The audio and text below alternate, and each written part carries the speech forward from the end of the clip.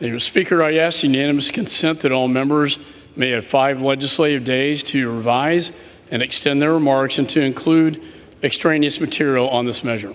Without objection. I yield myself as much time as I may consume.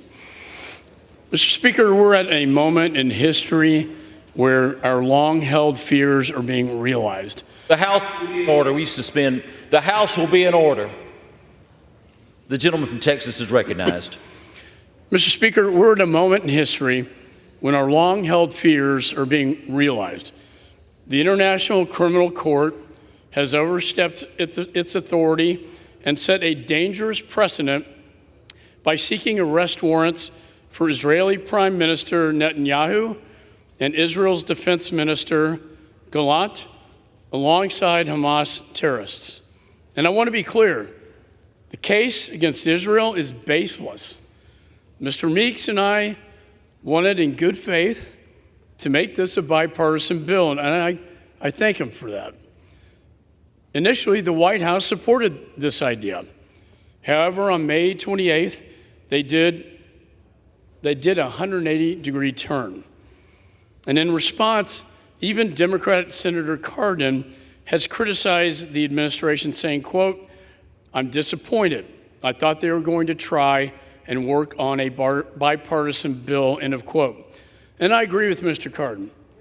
And I agree with Mr. Meeks as we tried to make this bipartisan.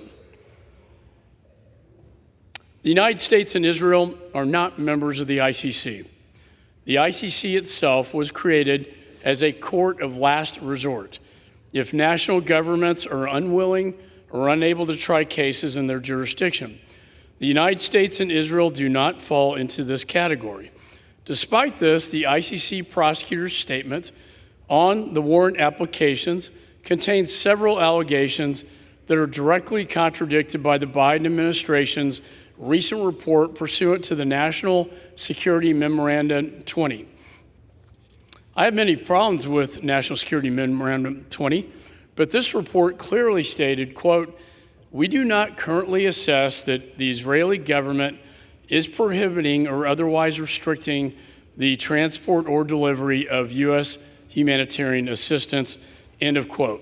It also described in significant detail Israel's own systems for ensuring compliance with international humanitarian law and for investigating possible violations of international and humanitarian law.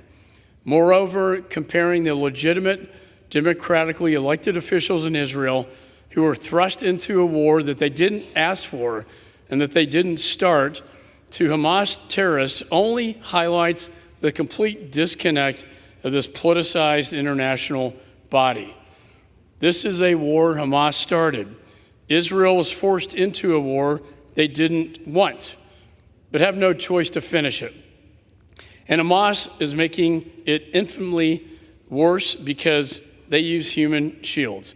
They hide behind and control and command centers. They hide behind hospitals and schools, and they put civilians in harm's way. There are many, many unspeakable tragedies in this war.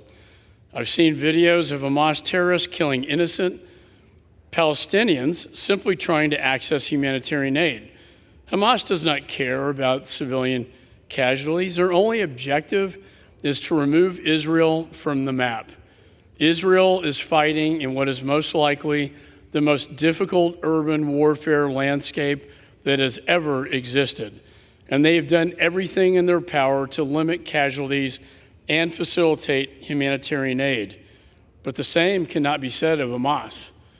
It is absolutely outrageous for the ICC to be pursuing arrest warrants against Israeli officials and announcing it on CNN before a decision has even been made.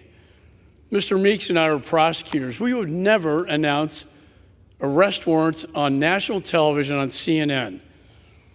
Failing to act here in the Congress would make us complicit with the ICC's illegitimate actions. We must not stay silent, and we must stand with our allies. And if the ICC is advancing a case against an American or an allied country who is not party to the ICC, this bill will impose sanctions on ICC officials and others supporting that case. And we need to act quickly because this case is already advancing much faster than expected. Even the ICC's own staff did not know the warrant applications would be going ahead at this pace. And that is why we're advancing this bill straight to the floor. Mr. Speaker, it's time to stand up to international bullies who seek to undermine international law under the false pretext of justice. For what happens if Americans are next? As they looked at Americans on the battlefield in Afghanistan, this sets a dangerous precedent where now it's Israeli officials. Tomorrow it could be American. Very dangerous precedent, Mr. Speaker. And with that, I reserve the balance of my time. The gentleman reserves. The gentleman from New York is ready.